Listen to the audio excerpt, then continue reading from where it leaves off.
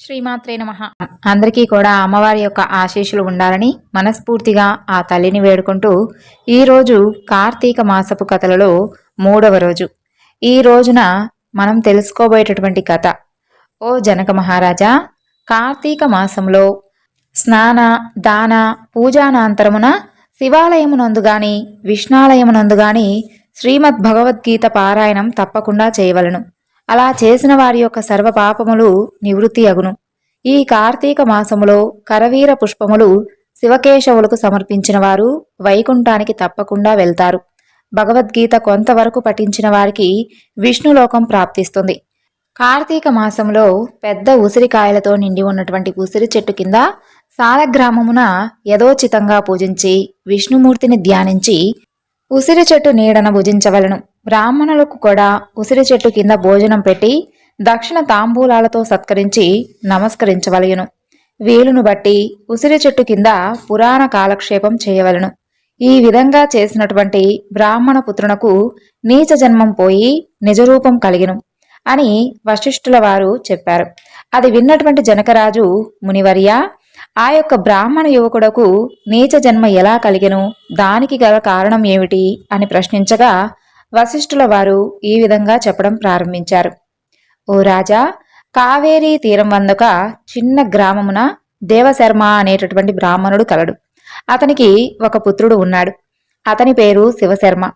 చిన్నతనము నుండి భయభక్తులు లేకుండా అతి గారావంగా పెరగడం వలన నీచమైనటువంటి సహవాసములు చేసి దురాచార పరుడై మెలుగుతూ ఉండేవాడు. అతని యొక్క దురాచారములను చూసినటువంటి ఒకనాడు వారి తండ్రి కుమారుణ్ణి పిలిచి, బిడ్డా, నీ యొక్క దురాచారములు అంతు లేకుండా పోతున్నాయి. నీ గురించి ప్రజలందరూ కూడా పలు పలు విధాలుగా చెప్పుకుంటూ ఉన్నారు. కాబట్టి నన్ను నిలదీసి కూడా అడుగుతూ ఉన్నారు. నీ వల్ల కలిగేటటువంటి నిందలకు సిగ్గుపడుతూ నలుగురిలోనూ నేను తిరగలేకపోతూ ఉన్నాను. కాబట్టి నీవు కార్తీక మాసమున నదిలో స్నానం చేసి శివకేశవులను స్మరించి సాయంకాల సమయమున దేవాలయములలో దీపారాధన చేసినటువంటి ఎడల నీవు చేసినటువంటి పాపాలన్నీ కూడా తొలగటయే కాకుండా నీకు మోక్షప్రాప్తి కూడా కలుగుతుంది. నీవు ఆ విధంగా చేయమని బోధించెను. అంతటా ఆ కుమారుడు, తండ్రి, స్నానం చేయడం అంటే మురికిపోవటకు మాత్రమే కాని వేరే కాదు కదా. స్నానం చేసి పూజలు చేసినంత మాత్రాన భగవంతుడు కనిపిస్తాడా? దేవాలయంలో దీపాలు వెలిగించినటువంటి ఫలితం ఏముంటుంది? వాటిని ఇంటిలోనే పెట్టుట మంచిది కదా అని వ్యతిరేకార్థములతో పెడసరంగా సమాధానం ఇచ్చాడు. కుమారుని యొక్క సమాధానం విన్నటువంటి ఆ తండ్రి, ఓరి నీచుడా, కార్తీక మాస ఫలం అంత చులకనగా చూస్తూ ఉన్నావు. అసలు నీకేం తెలుసని? నీవు అడవిలో రావి చెట్టు తొర్ర ఎందు ఎలుక రూపంలో బ్రతికెదువుగాక అని కుమారుణ్ణి శపించాడు. ఆ శాపంతో కుమారుడైనటువంటి శివశర్మకు జ్ఞానోదయమై భయపడిపోయి తండ్రి యొక్క పాదములపై పడి, తండ్రి, నన్ను క్షమించండి. అజ్ఞానాంధకారంలో పడి దైవమును దైవ కార్యములలోనూ ఎంతో చులకన చేసి వాటి యొక్క ప్రభావాలను గ్రహించలేకపోయాను. ఇప్పుడు నాకు పశ్చాత్తాపం కలిగింది. నాకు శాప విమోచనం ఎప్పుడు కలుగుతుంది, ఏ విధంగా కలుగుతుంది, దానికి తగినటువంటి తరుణోపాయం ఏమైనా ఉంటే వివరించండి అని ప్రాధేయపడ్డాడు. అంతటా ఆ తండ్రి, బిడ్డా, నా యొక్క శాపమును అనుభవించుచు మూషికమవై నీవెప్పుడైతే కార్తీక మహత్యమును వినగలవో అప్పుడు నీకు పూర్వ దేహస్థితి కలిగి ముక్తి పొందుతావు అని కుమారుణ్ణి ఊరడించెను ఆ తండ్రి. వెంటనే శివశర్మ ఎలుక రూపం పొంది అడవికి పోయి ఒక చెట్టు తొర్రలో నివసించుచు ఫలమును తినుచు జీవిస్తూ ఉండెను.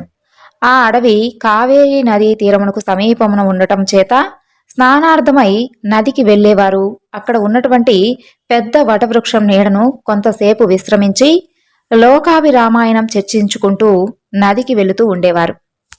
అలా కొంతకాలమైన తరువాత కార్తీక మాసంలో ఒకానొక రోజున మహర్షి అయినటువంటి విశ్వామిత్రుల వారు శిక్షా సమేతంగా కావేరీ నదిలో స్నానార్థమై బయలుదేరారు.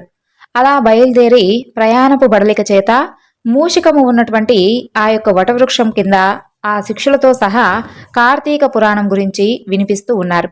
ఆలోగా చెట్టు తొరలో నివసిస్తూ ఉన్నటువంటి మూషికము వీరి దగ్గర ఉన్నటువంటి పూజా ద్రవ్యములలో ఏదైనా కాని తినేటటువంటి వస్తువు ఏదైనా దొరుకుతుందేమోనని బయటకు వచ్చి చెట్టు మొదట నక్కి చూస్తూ ఉంది.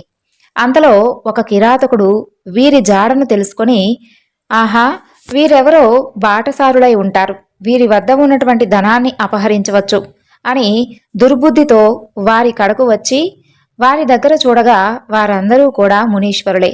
వారిని చూడగానే అతని మనసు మారిపోయింది.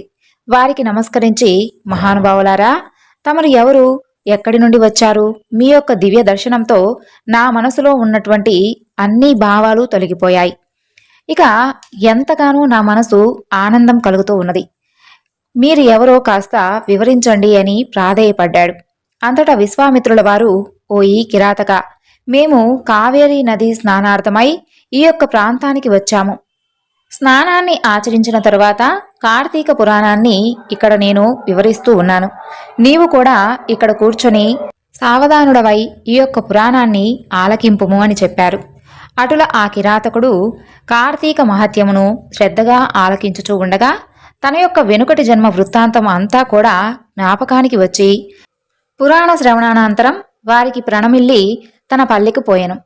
ఆ తరువాత ఆహారమునకై చెట్టు మొదట దాగి ఉండి పురాణమంతా కూడా వినుచూ ఉన్నటువంటి ఆ ఎలుక కూడా తన వెనుకటి బ్రాహ్మణ రూపాన్ని పొంది, మునివర్య ధన్యోస్మి, తమ దయవలన నేను కూడా ఈ యొక్క మూషిక రూపం నుండి విముక్తుడనైతిని అని చెప్పి తన యొక్క వృత్తాంతమంతా కూడా చెప్పి అక్కడి నుండి వెళ్ళిపోయాను.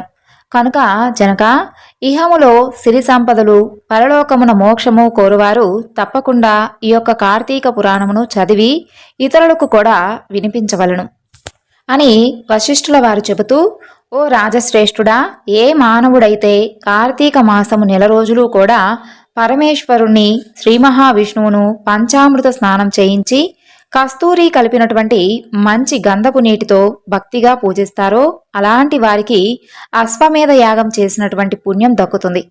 ఆ విధంగా ఏ మానవుడైతే కార్తీక మాసం అంతా కూడా దేవాలయమునందు దీపారాధన చేస్తారో వారికి కూడా కైవల్యం ప్రాప్తిస్తుంది. దీపదానం చేయడం ఎలా అనగా, పత్తి తానే స్వయంగా తీసి శుభ్రపరిచి ఒత్తులు చేయవలను. వరి పిండితో కానీ గోధుమ పిండితో కానీ ప్రమిదవలే చేసి ఒత్తులు వేసి ఆవు నెయ్యి వేసి దీపాన్ని వెలిగించి ఆ యొక్క ప్రమిదను బ్రాహ్మణులకు దానమియ్యవలను. శక్తి కొలది దక్షిణ కూడా ఇవ్వవలను.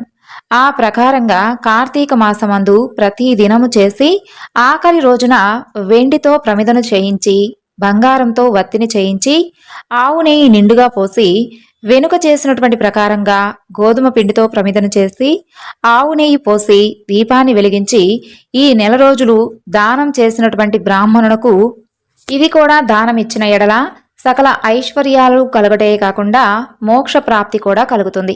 ఒకవేళ శక్తి లేని ఎడల 10 మంది బ్రాహ్మణులకైనను భోజనాన్ని పెట్టి దక్షిణ తాంబూలాలు ఇవ్వవలను.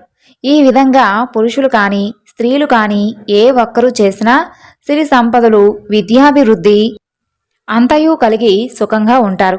దీనిని గురించి కూడా ఒక ఇతిహాసం కలదు. దానిని వివరిస్తాను, ఆలకింపమని వశిష్ఠుడు జనకునితో ఈ విధంగా చెప్పసాగాడు. పూర్వకాలమున ద్రవిడ దేశమునందొక గ్రామమున ఒక స్త్రీ కలదు. ఆమెకు పెండ్లైనటువంటి కొద్ది కాలానికే భర్త చనిపోయాడు. సంతానము కాని ఆఖరికి బంధువులు కానీ లేరు ఆమెకు. అందుచేత ఆమె కూడా ఇతరుల ఇళ్లలో దాసీ పని చేస్తూ అక్కడనే భుజిస్తూ ఒకవేళ వారి సంతోషం కొలది ఏదైనా కాని వస్తువులు ఇచ్చిన ఎడల ఆ వస్తువులను ఇతరులకు హెచ్చు ధరకు అమ్ముతూ ఉండేది. ఆ విధంగా తన వద్ద ఉన్నటువంటి పోగైనటువంటి ఆ సొమ్మును వడ్డీలకు ఇచ్చి మరింత డబ్బును కూడబెట్టుకుంటూ దొంగలు దొంగిలించి కూడా తీసుకువచ్చినటువంటి వస్తువులను తక్కువ ధరకు కొని ఇతరులకు ఎక్కువ ధరకు అమ్ముకుంటూ సొమ్ము కూడబెట్టుకుంటూ ఉండేది. ఆ విధంగా కూడబెట్టినటువంటి ధనమును వడ్డీలకిస్తూ శ్రీమంతుల యొక్క ఇళ్లల్లో దాసీ పనులు చేస్తూ తన మాటలతో వారిని మంచి చేసుకుని జీవిస్తూ ఉండేది. ఎంత సంపాదించినా ఏమి, ఆమె ఒక్క దినం కూడా ఉపవాసం కాని దేవుణ్ణి మనసారా ధ్యానించుట గాని చేసి ఎరగదు. పైగా వ్రతములు కూడా చేసేవారిని, తీర్థయాత్రలకు వెళ్లేవారిని చూసి అవహేళన చేసి ఏ ఒక్క భిక్ష కాని పిడికెడు బియ్యము పెట్టక తాను తినక ధనమును కూడబెట్టుకుంటూ ఉండేది. అలా కొంతకాలం జరిగిపోయింది. ఒక రోజున ఒక బ్రాహ్మణుడు శ్రీరంగంలోని శ్రీరంగ నాయకులను సేవించుటకు బయలుదేరి మార్గ మధ్యమున ఈ స్త్రీ ఉన్నటువంటి గ్రామమునకు వచ్చి ఆ దినమున అక్కడ ఒక సత్రంలో మజిలీ చేసెను. అతను ఆ గ్రామంలోని మంచి చెడ్డలను తెలుసుకొని ఆ పిసినారి స్త్రీ సంగతి కూడా తెలుసుకొని ఆమె వద్దకు వెళ్ళి, అమ్మా, నా యొక్క హితవచనములు నీవు జాగ్రత్తగా విను. నీకు కోపం వచ్చినా సరే నేను చెప్పుచున్నటువంటి ఈ మాటలను ఆలకింపుము. మన యొక్క శరీరములు శాశ్వతము కావు, నీటి బుడగల వంటివి. ఏ క్షణంలో మృత్యువు మనల్ని తీసుకొని పోవునో ఎవ్వరూ కూడా చెప్పలేరు. పంచభూతములు, సప్తధాతువులతో నిర్మించబడినటువంటి ఈ శరీరంలోని ప్రాణము, జీవము పోగానే చర్మము, మాంసము కుళ్ళి దుర్వాసన కొట్టి అసహ్యంగా తయారవుతుంది. అటువంటి ఈ శరీరాన్ని నీవు నిత్యమని భ్రమిస్తూ ఉన్నావు. ఇది అజ్ఞానంతో కూడినటువంటి దురాలోచన. తల్లి, నీవు బాగా ఆలోచించుకో. అగ్నిని చూసి మిడత దానిని తిందామని భ్రమించి దగ్గరకు వెళ్లి భస్మమగుతున్నది. ఆ విధంగా మానవుడు కూడా ఈ తనువు శాశ్వతమని నమ్మి అంధకారంలో పడి నశించుచూ ఉన్నాడు. కాబట్టి నా మాటను ఆలకించి నీవు తినక ఇతరులకు పెట్టక అన్యాయంగా ఆర్జించినటువంటి ఆ ధనం ఇప్పుడైనా సరే పేదలకు దాన ధర్మములు చేసి పుణ్యమును సంపాదించుకొనుము. ప్రతి దినము శ్రీమన్నారాయణుని స్మరించి వ్రతాధికములు చేసి మోక్షాన్ని పొందుము. నీ యొక్క పాప పరిహార్థముగా వచ్చేటటువంటి కార్తీక మాసం అంతయు కూడా ప్రాతకాలమున నదీ స్నానం ఆచరించి దాన ధర్మములను చేసి బ్రాహ్మణులకు భోజనము పెట్టినచో వచ్చేటటువంటి జన్మలో నీవు పుణ్యవతివై సకల సౌభాగ్యాలు పొందగలవని ఉపదేశమిచ్చెను. ఆ యొక్క వితంతువురాలు బ్రాహ్మణుడు చెప్పినటువంటి మాటలకు తన్మయురాలై మనసును మార్చుకొని నాటి నుండి దాన ధర్మములు చేయుచు కార్తీక మాసం వ్రతం ఆచరించుటచే జన్మరాహిత్యమై మోక్షాన్ని పొందింది. కాబట్టి కార్తీక మాస వ్రతములో అంతటి మహత్యం ఉన్నది అని వశిష్ఠుల వారు జనక మహారాజుతో వివరించెను. సర్వం శ్రీ లలితార్పణమస్తు.